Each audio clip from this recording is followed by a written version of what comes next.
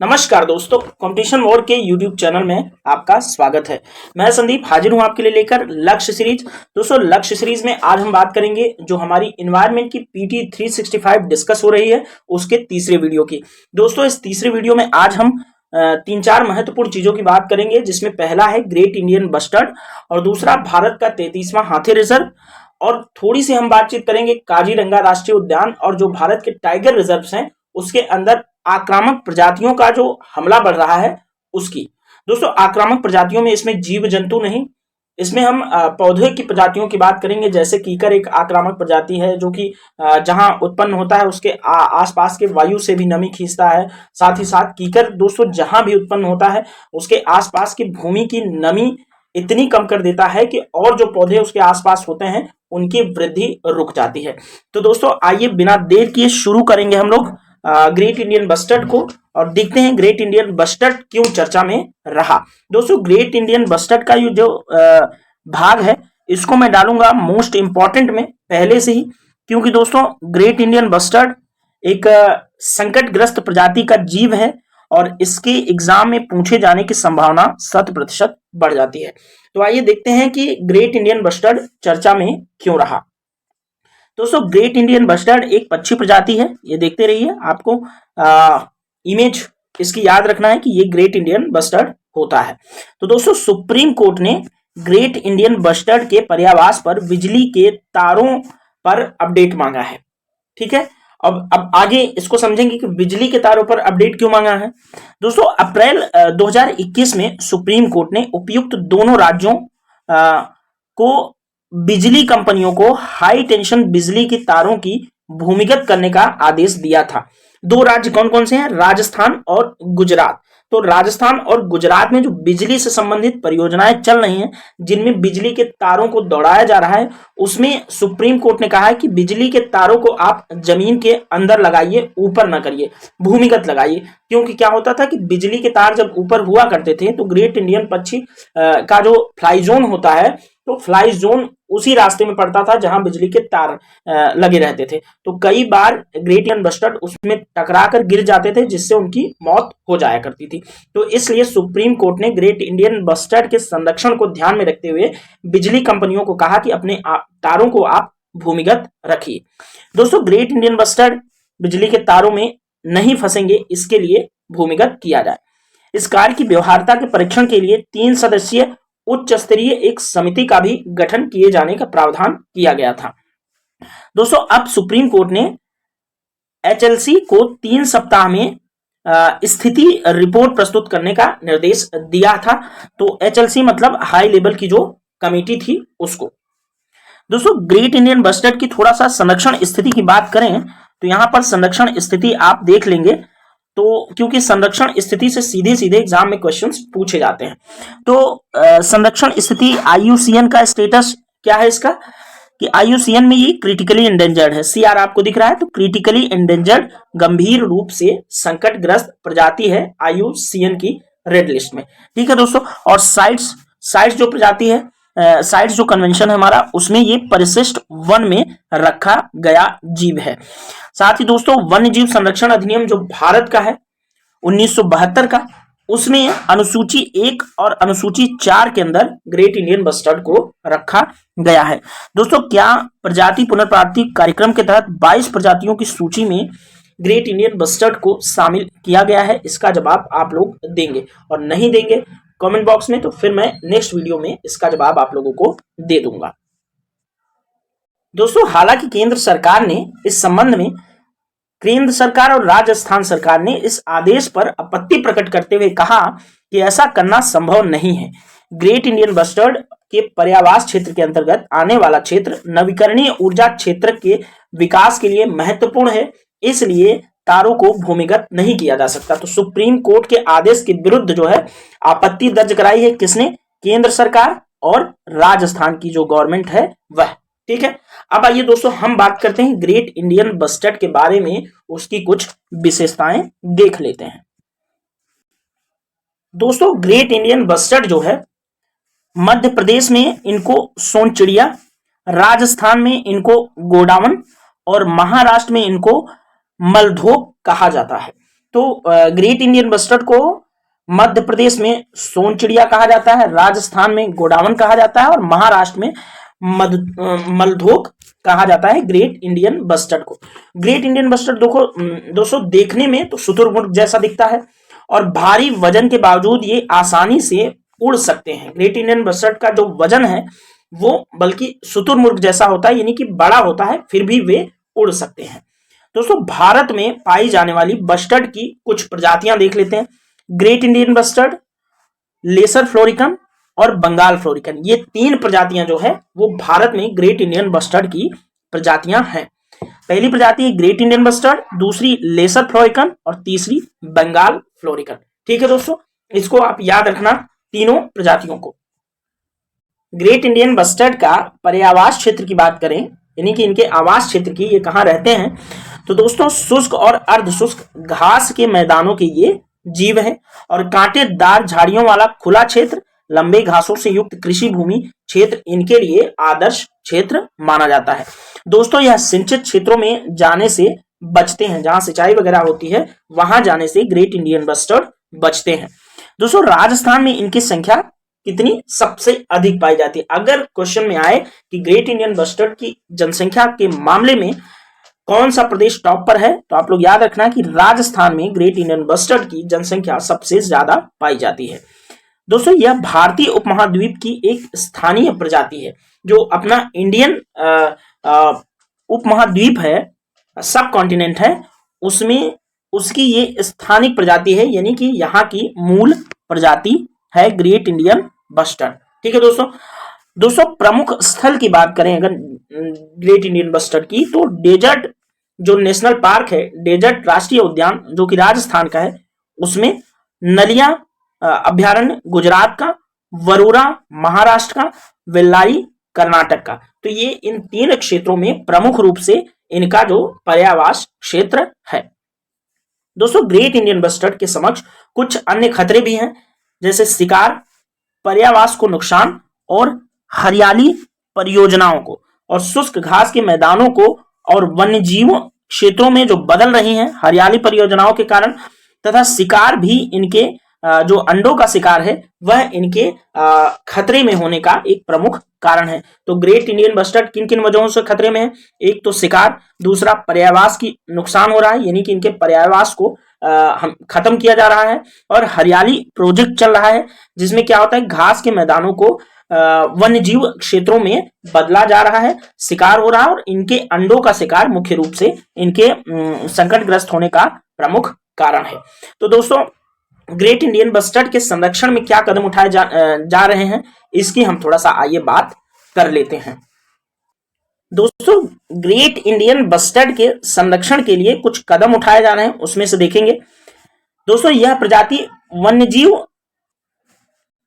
पर्यावासों के एकीकृत विकास के तहत प्रजातियों की रिकवरी कार्यक्रम में शामिल है ग्रेट इंडियन बस्टर्ड, और यह एकीकृत विकास कार्यक्रम का संचालन कर रहा है ministry of environment and climate change affairs.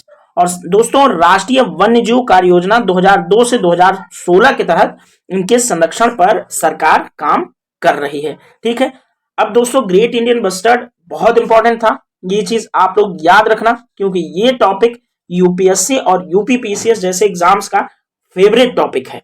ठीक है, अब आइए बात करेंगे भारत का जो 33वां हाथी रिजर्व है उसकी।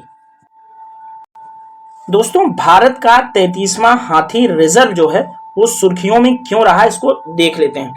दोस्तों पर्यावरण, वन और जलवायु परिवर्तन मंत्रालय ने उत्तर प्रदेश के दुधवा पीलीभीत क्षेत्र में तराई हाथी रिजर्व को मंजूरी दी है। जो पर्यावरण मंत्रालय है वह उत्तर प्रदेश का जो दुधवा पीलीभीत क्षेत्र है, पीलीभीत जिले में, उसमें एक तराई हाथी रिजर्व को मंजूरी दिया गया है पर्यावरण मंत्रालय के द्वारा। दोस्तों इस प्रस्तावित हाथी रिजर्व की जो विस्तारित क्षेत्रफल है वह 3000 वर्ग किलोमीटर क्षेत्र में विस्तारित होगा।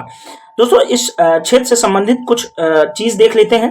तो ये दुधवा जो टाइगर रिजर्व है उसका हिस्सा है, साथ ही पीलीभीत टाइगर रिजर्व भी इसके अंतर्गत आता है। और साथ ही दोस्तों एक किशनपुर वन्यजीव अभ्यारण्य जो है और कतनिया घाट वन्यजीव अभ्यारण्य के जो क्षेत्र हैं इसमें शामिल है। तो मुख्य रूप से जो तराई हाथी रिजर्व बनाया जा रहा है उनमें जो क्षेत्र शामिल है वह Dudhwa tiger reserve, Pilibhit tiger reserve, Kishanpur वन्यजीव अभ्यारण्य और कतनिया घाट वन्यजीव अभ्यारण्य क्षेत्र जो है शामिल है। दोस्तों तराई हाथी रिजर्व में 4 वन्य प्रजातियों जिसमें बाघ, एशियाई हाथी, दलदली हिरण और एक सींग वाले गैंडे को संरक्षित किया जाएगा। दोस्तों हाथी की संरक्षण स्थिति देख लेंगे कि हाथी के कंजर्वेशन के लिए इनकी स्थिति क्या है अंतरराष्ट्रीय संगठनों में। तो IUCN का जो स्टेटस है इनका एंडेंजर्ड है।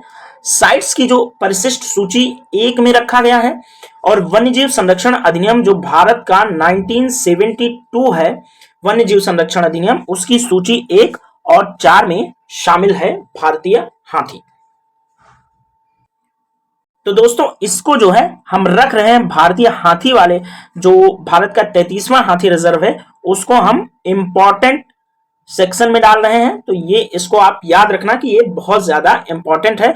और भारत का 33वां हाथी रिजर्व कहां बनाया जा रहा है तो दूधवा राष्ट्रीय उद्यान में और जो पीलीभीत जो क्षेत्र है उसके अंतर्गत।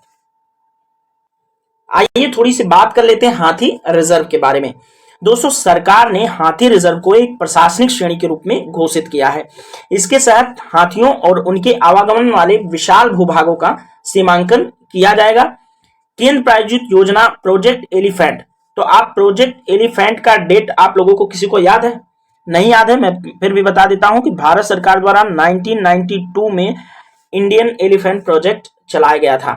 दोस्तों हाल ही में अधिसूचित किए गए 2 हाथी रिजर्व, एक है लेमरू हाथी रिजर्व जो कि छत्तीसगढ़ में पड़ता है, दूसरा अगस्त्यामलाई हाथी रिजर्व जो कि तमिलनाडु में पड़ता है। ये दोनों हाल ही में अधिसूचित किए गए 2 हाथी रिजर्व्स हैं।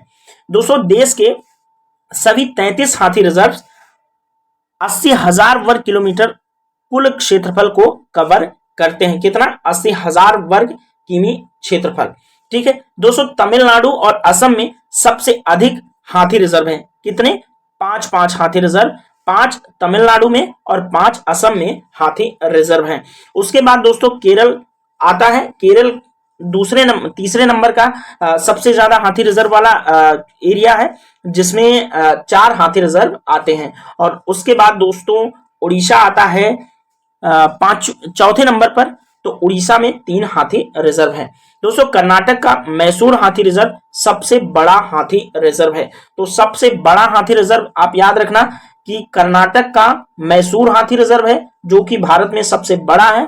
और सबसे ज्यादा हाथी रिजर्व वाले स्टेट की बात करेंगे तो तमिलनाडु और असम में से जो भी आएगा आप उसको टिक मार्क कर देना। ठीक है दोस्तों, तो इतना डालते हैं इंपॉर्टेंट सेक्शन के अंदर। दोस्तों आइए भारतीय हाथी के बारे में कुछ बातचीत कर लेते हैं। तो भारतीय हाथी की विशेषता देखेंगे। दोस्तों एशियाई हाथी काफी बुद्धिमान प्राणी होते हैं।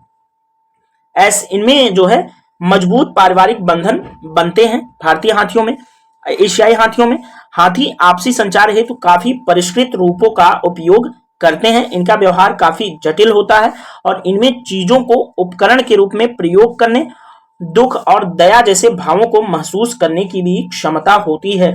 तो ये चीज आप याद रखना कि जो एशियाई हाथी होते हैं उनमें फीलिंग्स ऐसी होती हैं कि वे दुख और दया जैसी चीजों को महसूस कर सकते हैं। दोस्तों ये आपस में एक दूसरे से संबंधित मादा हाथी का झुंड बनाते हैं और इसका नेतृत्व जो है सबसे वृद्ध जो हथिनी होती है वह करती है जिसे कुल माता कहते हैं। ठीक है, तो इनमें एक सामाजिक संबंधों जैसी प्रवृत्ति पाई जाती है। दोस्तों सभी स्तनधारियों में सबसे लंबी गर्भधारण अवधि हाथियों की ही होती है और यह होती है 18 से 22 महीनों की। तो 18 से 22 महीने का गर्भधारण की अवधि हाथियों की होती है। दोस्तों वयस्क नर एशियाई हाथी मादा हथिनियों की अपेक्षा कम सामाजिक होते हैं। जो नर हाथी होते हैं वे मादा हथिनियों की अपेक्षा कम सामाजिक होते हैं। दोस्तों ये प्रौढ़ यानी कि 30 वर्ष से अधिक आयु में मस्त अवस्था में रहते हैं। ठीक है, मदमस्त रहते हैं और इस नर हाथी सालाना मादा साथी की तलाश करते हैं। ठीक है, प्रजनन के लिए। दोस्तों पर्यावास हाथियों का देखेंगे कि मध्य और दक्षिणी पश्चिमी घाट, पूर्वोत्तर भारत, पूर्वी भारत, उत्तरी भारत तथा दक्षिणी प्रायद्वीपीय भारत के कुछ हिस्सों में हाथियों के पर्यायवास है। तो पर्यायवास मतलब आवास होता है। दोस्तों हाथियों की गणना की बात करें तो 2017 में हाथियों की गणना हुई, जिसमें भारत में कुल हाथियों की संख्या 29,964 है। तो आप याद रखना कि भारत में कुल हाथियों की जनसंख्या कितनी है, 29,964। दोस्तों कर्नाटक में सबसे अधिक हाथी हैं। कहां? कर्नाटक राज्य में सबसे अधिक हाथियों की संख्या है कितनी, 6,049। और उसके बाद दोस्तों आता है स्थान असम का, जिसमें 5,719। तीसरे स्थान पर है केरल, जिसमें 3,054 हाथी हैं। तो सबसे ज्यादा हाथियों की संख्या किस राज्य में है, तो आपको याद रखना है केरल में। और दोस्तों ये एक बहुत ज्यादा इंपॉर्टेंट सेक्शन है और पहले भी एग्जाम्स के अंदर ऐसे सवाल पूछे जाते रहे, तो इसलिए इसको आप इंपॉर्टेंट मान के कई बार वीडियोस को देखना। दोस्तों जो वन्यजीव प्रजातियां होती हैं उनमें उनके समक्ष कुछ कॉमन खतरे होते हैं। जैसे अभी हमने जो ग्रेट इंडियन बस्टर्ड के बारे में देखा था, उसी तरह के खतरे कुछ हम इनमें भी देखेंगे, लेकिन हाथियों के खतरे थोड़े से जो है वो उससे ग्रेट इंडियन बस्टर्ड से अलग हैं। जैसे हाथियों में दोस्तों हाथी मानव संघर्ष देखा जाता है। जैसे कई बार क्या होता है कि अपने रिजर्व से हाथी बाहर आ जाते हैं, ठीक है, किसी कारणवश, या फिर वो मानसिक रूप से विकसित भी हो सकते हैं, तो इस वजह से भी बाहर आते हैं। तो ऐसे में मानव बस्तियों को ये काफी नुकसान पहुंचाते हैं, तो जिससे मानव और हाथी के बीच एक संघर्ष देखने को मिलता है। और दूसरा नंबर पे दोस्तों पर्यावास का नुकसान, जिस आवास में वो रहते हैं उसका भी बिखराव एक बड़ी कारण है हाथियों के समक्ष खतरे की। दोस्तों तीसरे कारण में अवैध शिकार। हाथियों के दांत को लेकर के अवैध शिकार होते हैं और हाथी के दांतों की अंतरराष्ट्रीय जो बाजार है उसमें बहुत ज्यादा डिमांड है। इस वजह से हाथियों का अवैध शिकार होता रहता है। चौथे में है दोस्तों छोटी आबादी और अलग अलग रहने के कारण आनुवंशिक विविधता का नुकसान हाथियों को होता है। और दोस्तों हाथियों के संरक्षण के लिए जो भारत सरकार की पहले हैं उनको देख लेते हैं। तो योजनाओं में दोस्तों भारत ने 1992 में, जैसा कि पहले मैंने बताया कि प्रोजेक्ट हाथी चलाया था। हाथी परियोजना शुरू की गई कब, 1992 में। तो इसको, इस सेक्शन को भी आप इंपॉर्टेंट, क्या मोस्ट इंपॉर्टेंट मान लेना। दोस्तों इस परियोजना के तहत सरकार हाथियों को बचाने के लिए राज्यों को तकनीकी और वित्तीय सहायता प्रदान करती है और कई हाथी रिजर्व इस परियोजना के अंतर्गत विकसित किए जा चुके हैं। दोस्तों सबसे इंपॉर्टेंट चीज है माइक। तो माइक आप लोग जरूर याद रखना कि माइक का अर्थ होता है monitoring the illegal killing of elephants. तो माइक जो है, माइक हाथियों से रिलेटेड है। दोस्तों यह एशिया और अफ्रीका में हाथियों के संरक्षण के लिए एक अंतरराष्ट्रीय प्रयास है माइक। तो माइक कार्यक्रम अगर आपसे पूछा जाए तो आपको याद रखना कि माइक कार्यक्रम हाथियों के संरक्षण से संबंधित है। एशिया और अफ्रीका के हाथियों को संरक्षित करने के लिए यह एक इंटरनेशनल प्रयास है। ठीक है दोस्तों, तो हाथी से संबंधित जो इतना डाटा था आपके लिए बहुत ज्यादा इंपॉर्टेंट है। आइए अब बढ़ते हैं, जो इनवाइसिस स्पीसीज के बारे में हम बात करना है। आपने थंबनेल में देखा होगा कुछ आक्रामक प्रजातियों के बारे में हमें बात करनी है इस वीडियो में। तो आइए कुछ आक्रामक प्रजातियों की बात कर लेते हैं और देखते हैं कि सुर्खियों में क्यों रहे। तो दोस्तों देखते हैं आक्रामक प्रजातियां क्यों सुर्खियों में रही।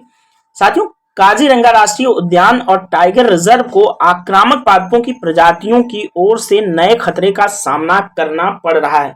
तो काजीरंगा राष्ट्रीय उद्यान और जो टाइगर रिजर्व है उसमें पादपों की आक्रामक प्रजातियां उपज रही हैं, जिससे एक खतरे का सामना राष्ट्रीय उद्यान को करना पड़ रहा है। ठीक है, तो दोस्तों काजीरंगा जो राष्ट्रीय उद्यान है कहाँ है, असम में स्थित है। तो असम में स्थित काजीरंगा राष्ट्रीय उद्यान के बारे में कुछ देख लेते हैं विशेषताएं। तो आप काजीरंगा राष्ट्रीय उद्यान ये समझ लेना कि बहुत ज्यादा इंपॉर्टेंट है, ये एग्जाम के अंदर जरूर पूछा जाता है। काजीरंगा राष्ट्रीय उद्यान, और क्यों फेमस है काजीरंगा राष्ट्रीय उद्यान असम का, तो वन हॉर्न राइनोसोरस जो होते हैं असम में, जो ये राष्ट्रीय उद्यान है, तो विश्व में एक सींग वाले गैंडों की सबसे बड़ी आबादी काजीरंगा राष्ट्रीय उद्यान में पाई जाती है। तो इस चीज के लिए ये वर्ल्ड फेमस है। तो दोस्तों काजीरंगा राष्ट्रीय उद्यान के बारे में कुछ विशेषताएं देखेंगे। दोस्तों यह पूर्वी हिमालय और जैव विविधता वाले हॉटस्पॉट वाले क्षेत्र में पड़ता है। तो एक जैव विविधता हॉटस्पॉट जो क्षेत्र है उसमें आता है काजीरंगा राष्ट्रीय उद्यान।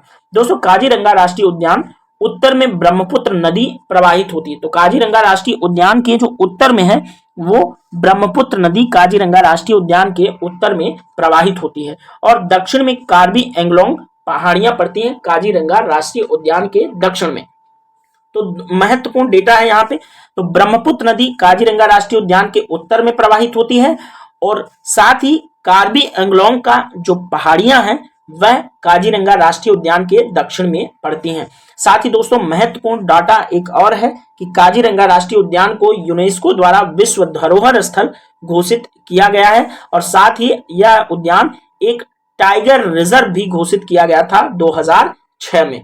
ठीक है, तो ये बहुत ज्यादा महत्वपूर्ण जानकारी है कि 2006 में काजीरंगा राष्ट्रीय उद्यान को टाइगर रिजर्व घोषित किया गया और असम में स्थित यह राष्ट्रीय उद्यान विश्व में एक सींग वाले गैंडे की सबसे ज्यादा आबादी वाला क्षेत्र है यह राष्ट्रीय उद्यान। दोस्तों ये पूर्वी हिमालय की जैव विविधता वाले हॉटस्पॉट में पड़ता है। फिर से मैं रिवाइज कर रहा हूं। और काजीरंगा में उत्तर में ब्रह्मपुत्र नदी बहती है और दक्षिण में कार्बी एंगलोंग की पहाड़ियां हैं और इसको यूनेस्को की सूची में विश्व धरोहर स्थल के रूप में शामिल किया गया है। और दोस्तों 2006 में इस राष्ट्रीय उद्यान को टाइगर रिजर्व के रूप में भी घोषित किया गया। और दोस्तों नदियां जो आती हैं ब्रह्मपुत्र, दिफ्लू, मोरा दिफ्लू और मोरा धनसिरी, ये जो नदियां हैं ये जो काजीरंगा राष्ट्रीय उद्यान है उसमें से होकर बहती हैं। ब्रह्मपुत्र, दिफ्लू, मोरा दिफ्लू और मोरा धनसिरी। दोस्तों इसमें काजीरंगा राष्ट्रीय उद्यान में वनों के प्रकार कौन से पाए जाएंगे? तो चौड़ी पत्ती वाले उष्णकटिबंधीय आर्द्र वन पाए जाएंगे। ठीक है, तो उष्णकटिबंधीय आर्द्र वन पूरे आपके जो पूर्वोत्तर का क्षेत्र है उसमें पाए जाते हैं। और दोस्तों वनस्पति जात और प्राणी जात के बारे में अगर बात करें तो भारतीय गैंडा, बाघ, चीता और हाथी मुख्य रूप से पाए जाएंगे काजीरंगा राष्ट्रीय उद्यान में। और आंवला, कॉटन टी और एलिफेंट एप्पल आदि प्रजातियां भी कुछ काजीरंगा राष्ट्रीय उद्यान की शान बढ़ाती हैं। तो दोस्तों काजीरंगा राष्ट्रीय उद्यान में इतना ही। उसके बाद अब थोड़ा सा आक्रामक प्रजातियों की बात कर लेते हैं। तो ये मोस्ट इंपॉर्टेंट है, आप लोग याद रखना कि ये सेक्शन मोस्ट इंपॉर्टेंट है। आप चाहें तो इसका स्क्रीनशॉट भी लेके रख सकते हैं और एग्जाम के टाइम पे क्विकली रिवाइज करने में बहुत ज्यादा इंपॉर्टेंट होगा। दोस्तों बात अगर हम आक्रामक प्रजाति के बारे में करते हैं तो यह आक्रामक प्रजाति ऐसी प्रजाति होती है जो एक नए परिवेश जहां यह मूल निवासी नहीं होती में पारिस्थितिक या आर्थिक नुकसान का एक कारण बनती है। जिस परिवेश के अंदर ये मूल प्रजाति नहीं होती यानी कि वहां नहीं पाई जाती मूल रूप से, वहां पर ये पारिस्थितिक नुकसान का एक कारण बनती है जो आक्रामक प्रजातियां होती हैं। दोस्तों उदाहरण के लिए देखें तो भारत में पार्थेनियम प्रजाति जो कि 1950 के दशक में अमेरिका से आयातित गेहूं के माध्यम से भारत आई थी, उसमें लैंटाना दक्षिण अमेरिका में सजावटी पौधों के रूप में अंग्रेजों द्वारा लगाई गई थी। और ये दोनों प्रजातियां भारत के 40% से अधिक टाइगर रिजर्व के लिए खतरा पैदा कर रही हैं। कौन कौन सी प्रजातियां? तो पार्थेनियम प्रजाति जो कि दक्षिण अमेरिका से आयातित गेहूं के माध्यम से भारत पहुंची और दूसरी लैंटाना प्रजाति जो कि दक्षिण अमेरिका में सजावटी पौधों के रूप में यूज होती थी लेकिन अंग्रेजों द्वारा भारत में लाई गई थी। तो लैंटाना और पार्थेनियम प्रजाति भारत के पारिस्थितिक तंत्र के लिए बहुत ज्यादा नुकसानदायक है और भारत के जो टाइगर रिजर्व हैं वहां पर ये खतरा के रूप में देखी जा रही है।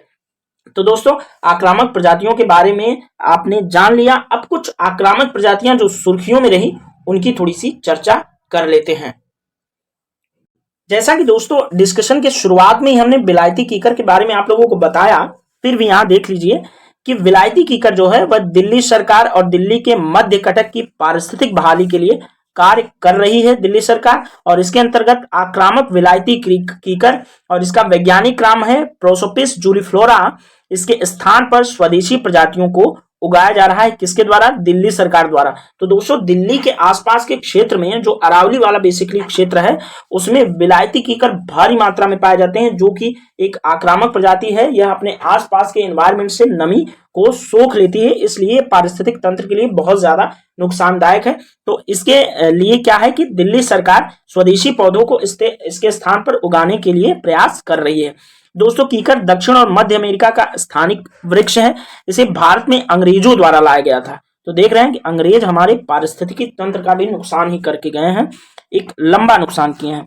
दोस्तों इसे भारत लाने का उद्देश्य था ग्रामीण निर्धनों की ईंधन और लकड़ी की आवश्यकता को पूरा करना और निम्नीकृत डिग्रेडेबल और भूमि को पुनर्बहाली करना था कीकर को लाने के पीछे। दोस्तों इसमें खरपतवार जैसे गुण होते हैं और यह शुष्क पारिस्थितिकी में वृद्धि कर सकता है और साथ ही यह जहां पर उगता है वहां किसी अन्य वृक्षों को उगने नहीं देता और इसके अलावा यह जल स्तर में भी कमी लाता है। यानी कि जहां पर भी उगता है तो उसके आसपास की जो भूमि है उसकी नमी खींच लेता है, तो वहां के ग्राउंड वाटर को ये बहुत ज्यादा नुकसान पहुंचाता है। दोस्तों दूसरी प्रजाति है अमेरिकन बुलफ्रॉग या फ्रॉग ब्राउन ट्री स्नेक। तो इसको देखेंगे तो अमेरिकन बुलफ्रॉग देखेंगे। दोस्तों हालिया अध्ययन के अनुसार 1986 और 2020 के बीच इन दोनों प्रजातियों ने विश्व को अनुमानित $16 बिलियन का नुकसान पहुंचाया और ये फसल को नुकसान से लेकर बिजली कटौती जैसे अनेक समस्याओं का कारण बनते हैं। तो दोस्तों बिलायती कीकर और अमेरिकन बुलफ्रॉग ये एक आक्रामक प्रजातियां हैं, इनको याद रखना। दोस्तों सेत्रा और स्पेक्टेबिलिस ये आक्रामक प्रजाति मृदुमलाई टाइगर रिजर्व जो है उसके बफर जोन के 800 से 1200 हेक्टेयर पर सेना स्पेक्टिबिलिस नामक एक आक्रामक प्रजाति तेजी से अपना विस्तार कर रही है। कहां पे? मृदुमलाई टाइगर रिजर्व में। दोस्तों यह अन्य प्रमुख खरपतवार लैंटाना कैमरा भी टाइगर रिजर्व में जैव विविधता के लिए खतरा है। और सेत्रा स्पेक्टिबिलिस के बारे में देखेंगे थोड़ा सा, यह चमकते पीले फूल वाला एक विदेशी वृक्ष है। इस वृक्ष को दक्षिण और मध्य अमेरिका से एक सजावटी प्रजाति और जलाऊ लकड़ी के इस्तेमाल करने के लिए भारत अंग्रेजों द्वारा लाया गया।